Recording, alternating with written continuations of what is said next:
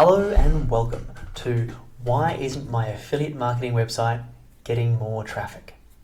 Now, there's three main points I'm going to go through, and then in a moment I'm going to go through some really good tips to improve your website and your offer.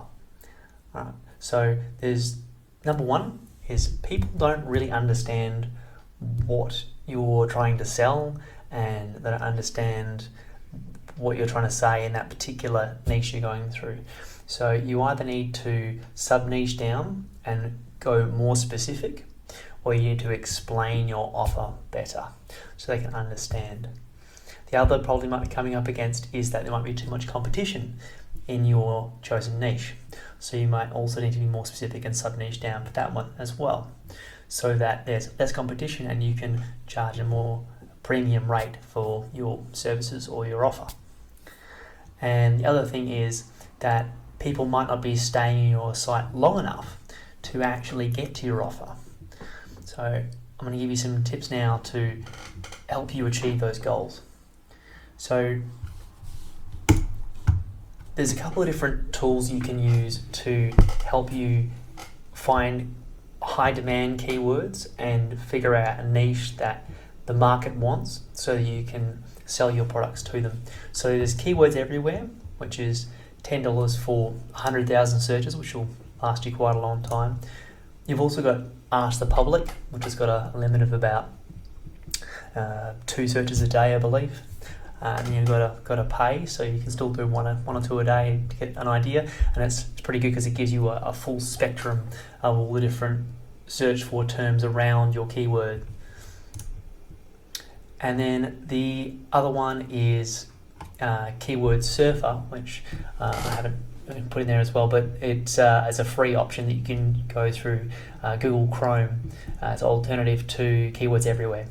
Now, there is a really popular framework that was popularized by Russell Brunson, which talks about how to promote any offer. Now, typically, if something's not working and people aren't buying it, either the market doesn't want it or you're not selling it correctly. So the three things you should look at is your hook, your story, and your offer. So your hook is your headline, which is the thing that catches their eyes, that hooks them. And your story, so you explain how you discovered the problem and the solution, or how you discovered the product and how it helped you on your journey.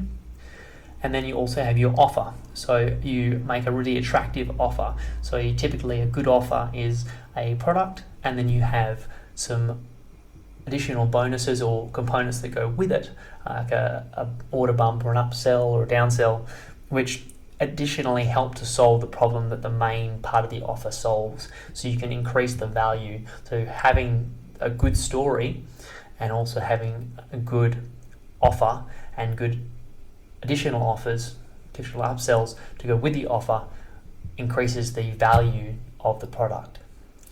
So the other really good thing is you can have, so picking your sub-niche to increase the value of your product because you're being more and more specialized.